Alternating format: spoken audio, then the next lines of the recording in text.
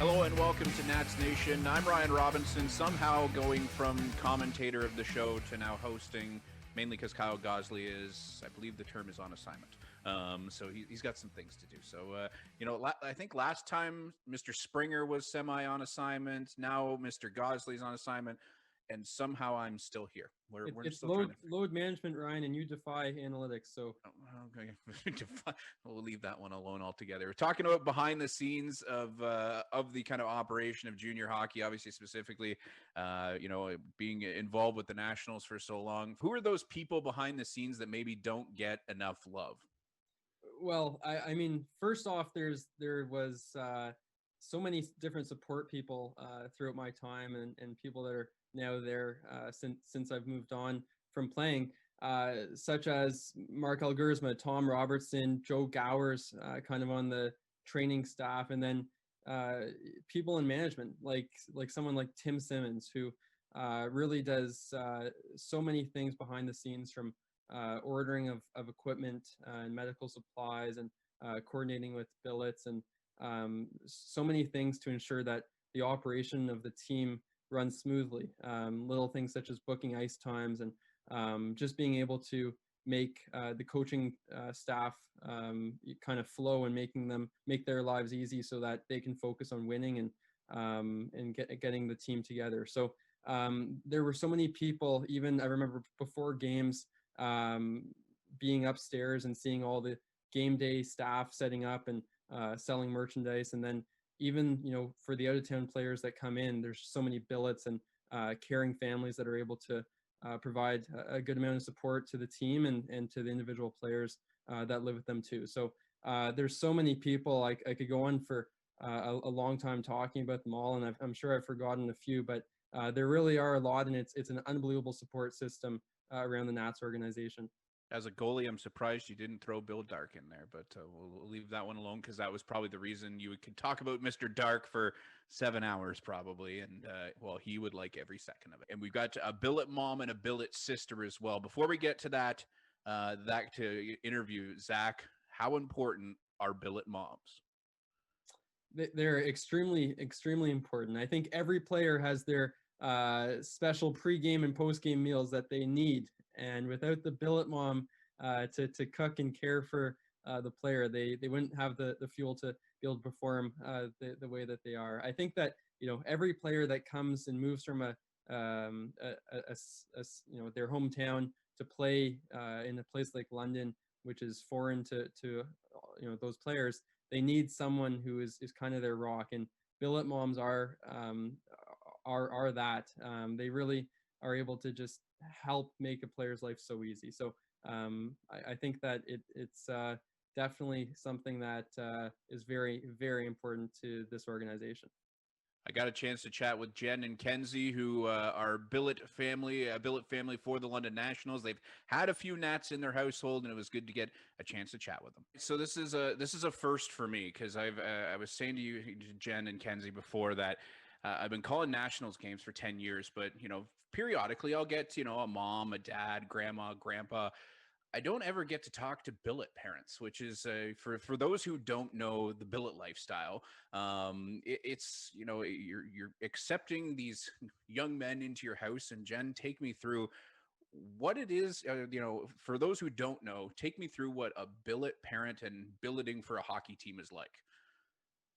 Well, I think it's different sometimes per player, on a player to player basis. Um, some of the younger players, it's a little more involved because they tend to be underage. Um, Transportation is sometimes needed. Whereas if you have some of the older players who have their own transportation, who are more responsible and independent, um, there's sometimes a lot less hands-on, so to say. Sometimes it's, for some of them, I would make their pregame meals, or if I was at work, I had Kenzie make them. Um, and then sometimes it was teaching them how to cook. Especially goaltenders. You had a tough time with those goaltenders, right? Kenzie, Definitely. I got to go to you on this one. You're what is it like having these 16 to 20-year-old hockey players coming around periodically? Because they're characters, aren't they? They're definitely characters. I've grown up obviously having my own brother, and they're basically have just become part of the family. So they do act like my brother. We fight a lot, but in like playful ways. Like, but they're always handy. Like, especially I remember Janny, like David Ovjanikov and Adam would drive me a lot to either school or wherever I needed. Oh, and Cal too. He would help me out too. Jenny's supposed to. He's just that the friendly giant kid, right? So, Yeah. for those who don't know, David Ovjanikov, a couple of years ago, I know my broadcast partner Zach Springer knows him well. We talk about the bromance of that the entire time. I believe Scotty, our producer, he made an entire season of content out of the fact that two of them had so much liking for each other. Jen, what got you started into having this decision to be a billet parent? Well, honestly, Tim Simmons, the director of operations, him and his wife Shannon are good friends of mine. They literally live across the street from me. And when he knew that I had an empty room in the house, he just sort of said, "Hey, you like hockey, you like coming to the games. What are your thoughts on having a player stay with you?" And I was like, tell me more. Seemed like a loaded question at the time, didn't it? Right? It did. But honestly, I wouldn't think twice. It's like before the season's over, it's like, okay, remember, I'm going to do this again next year, right? Kenzie, what's the enjoyable part about you talked about the fact that maybe there's a little bit of squabble every now and then. You've got these extra people taking up mom's attention and time sort of thing, but at the same point you got to cook a meal here and there, but you get a ride sort of thing. What's been the most enjoyable part about having these kind of additional big brothers kind of thing? Well, I do have a lot of like step siblings or half siblings, and I don't get to see them that often. So having these guys like come into the house and like become part of the family is like really special to me. Like they're they are basically my brothers now, and it's nice. I still keep in contact with a lot of them. Like even some of the players that aren't my billet brothers, like I've become friends with some of them, and it's really nice, especially since they're also around my age too, so they understand some things I'm going through, like starting university or just like being in competitive sports. Anything come as maybe a surprise, Jen, about having these guys around, or is it just kind of they are their own personality kind of thing, and you just kind of roll with it? Some of their meal choices and some of the amount of what they can eat, but honestly, picking on them aside, just really how attached I grew to some of them. Like Kenzie said, they really do become part of the family. And I let them know, no, I'm not your mother. No, I'm not trying to replace your mother, but I will act like your mother because you are my responsibility and I do care about you. And you better keep in contact with me. And I still do chat, I touch base with Janny and Cal and Adam. We still chat. How long have you been doing this, and how many players have you kind of had to maybe come through the door? We've been doing it for 5 years, and we've had a total of 6 so far. We had Adam for 2 years in a row, which was really nice. I always wanted to have a player back-to-back years to, it's always nerve-wracking a bit. Who's this new player going to be like? Will they be chatty like Janny? Will they be really quiet like Sean?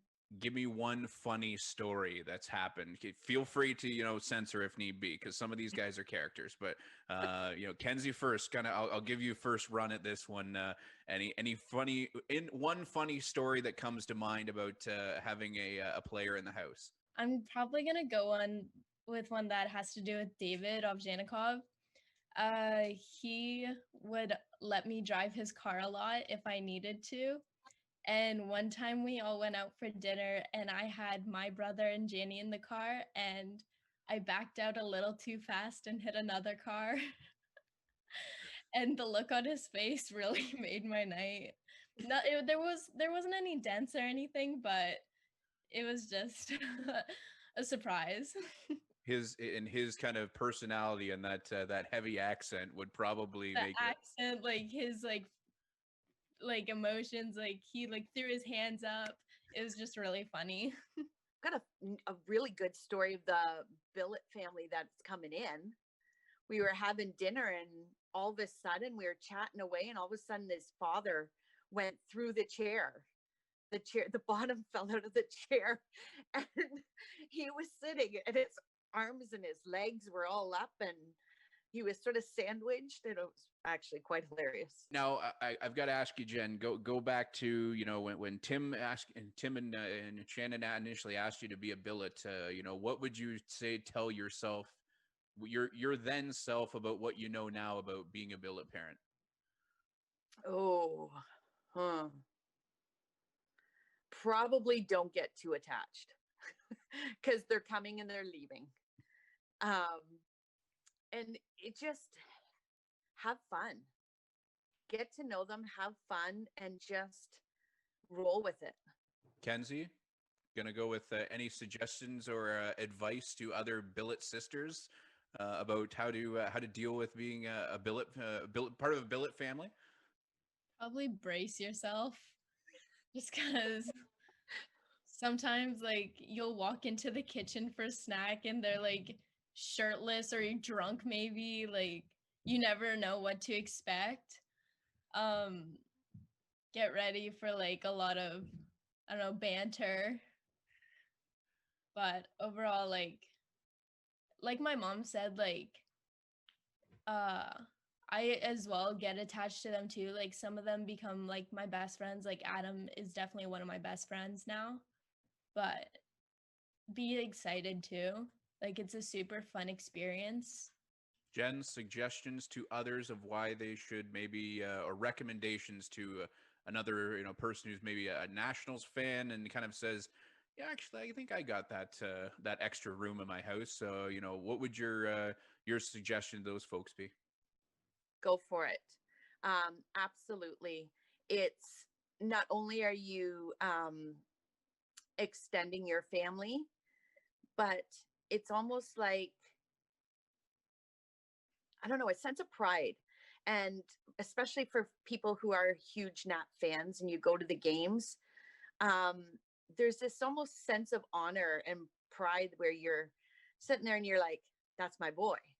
I mean, not physically or like by blood, but that's my boy. And anybody who sits around me knows I get very defensive of people shouting at my boys or hitting my boys. You'll learn a lot of things. There's ups, there's downs, there's pluses and minuses, but the the best far outweigh any complications or things that we've had. Thank you both so much for doing this. As I say, it's been a treat for me to finally get to talk to some billet parents, and I always say, whether it be I say to mom and dads and grandmas and grandpas of hockey league players on the broadcast, coming over, say hello. I know we're not allowed to shake hands or anything anymore. We'll knock a few elbows or something like that. But thanks so much for doing this, and hopefully sometime soon we'll actually see you guys at the rink. That'd be awesome. Sure. Big thanks to Jen and Kenzie for joining us. It's always great to check in with the billet parents to find out exactly what their perspective is. Tim Simmons coming up next here on Nats Nation.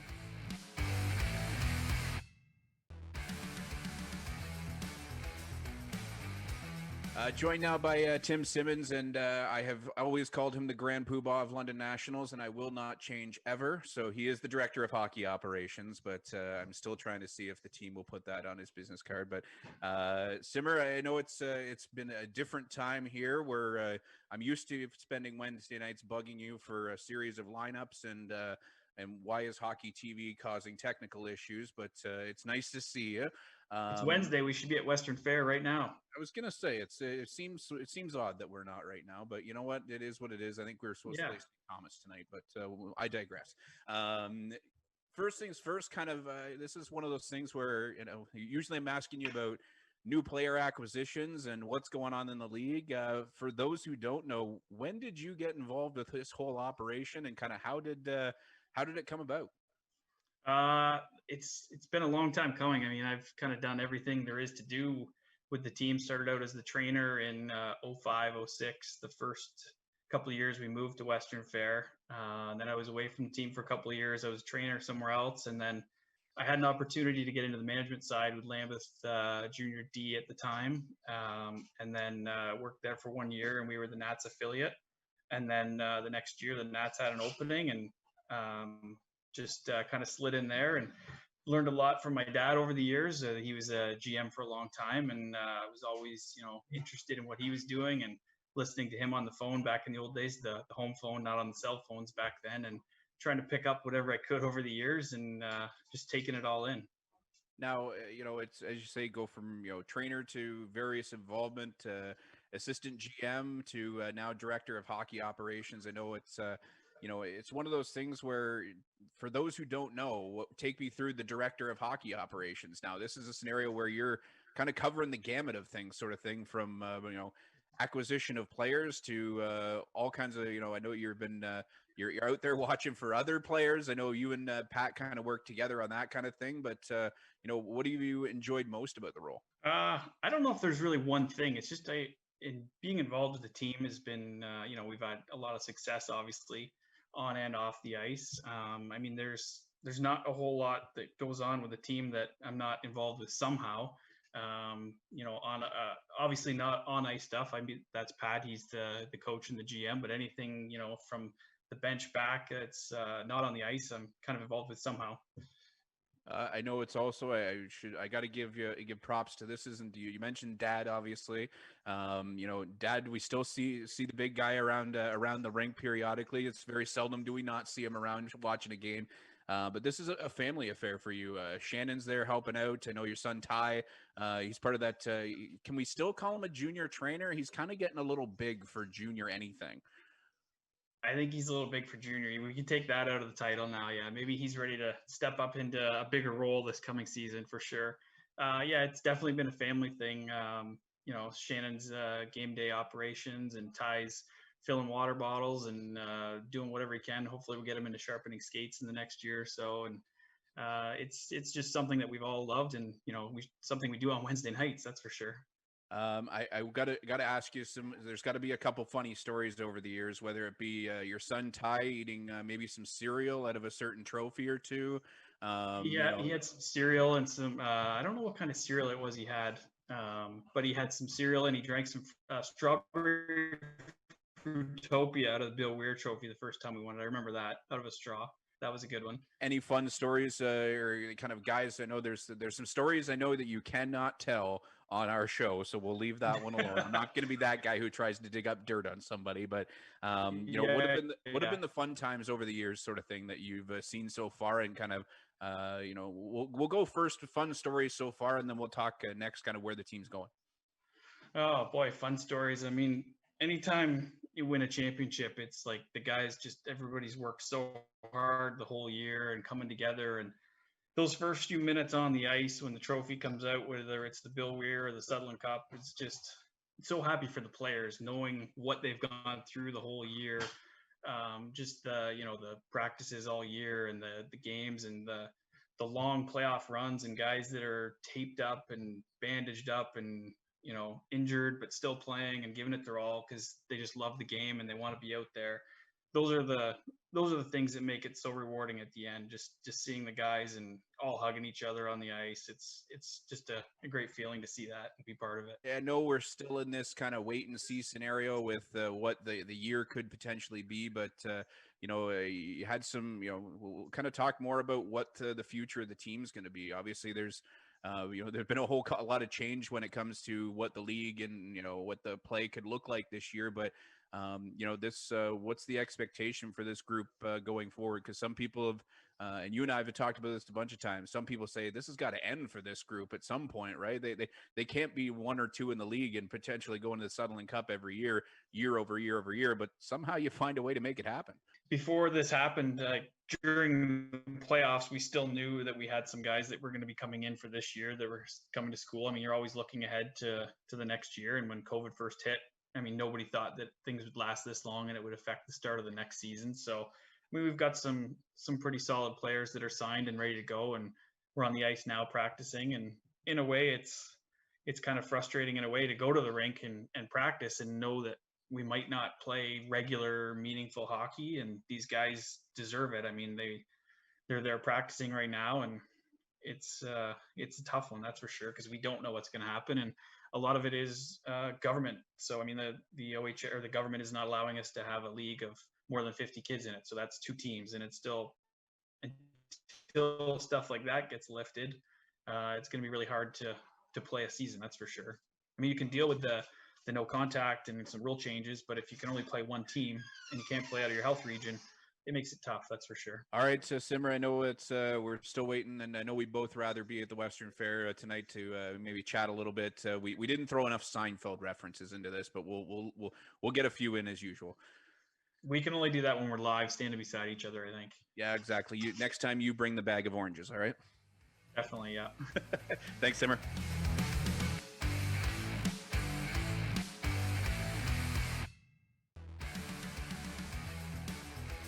Welcome back to Nats Nation. Time for our player focus, and this time around, Mr. Springer, we are. I'm surprised personally when I'm hosting that you're not talking about a goalie. So I have a feeling somewhere along the lines we'll have a goalie in the near future. Going to talk about Mr. Rewdy Scott, and obviously, you know, he's a force on the ice. So you know, what do you like most about Rewdy Scott's game? You know what? It's just that in being a force, he's a big body. He really is a Pat Powers kind of style defenseman in the sense that he's a punisher. And any opportunity to step up on a player coming in over the blue line, he's going to do it. He's tough to play against in the corners, and he's able to box out opposing teams when they kind of come in both off the rush and then when there's a rebound lying in front of the net. So I think that he might not be the most offensive, defenseman or player on the Nationals team, but he's a guy that kind of brings the intangibles. He's able to just his pure size kind of brings some fear from opposing teams, and it's more than that. He's not a gentle giant. We can put it that way. He's able to lay the shoulder in, and I think we have a few monstrous hits that we all remember from this past season, and that's an attribute that, as I said, Pat Powers really admires. Pat was a defenseman, and I think we all know that Pat really tries to coach a defensive style of game, which is where a player like Rewdy Scott, really helps out. And I think that one thing that is kind of a piece of his game that I wasn't so sure on at the start, but turns out he's just fine, is he actually maneuvers around the ice just fine. He's able to get from point A to point B. He never puts himself in a bad spot so that he can't recover with his skating. And I think that's a really important thing for this Nationals team that plays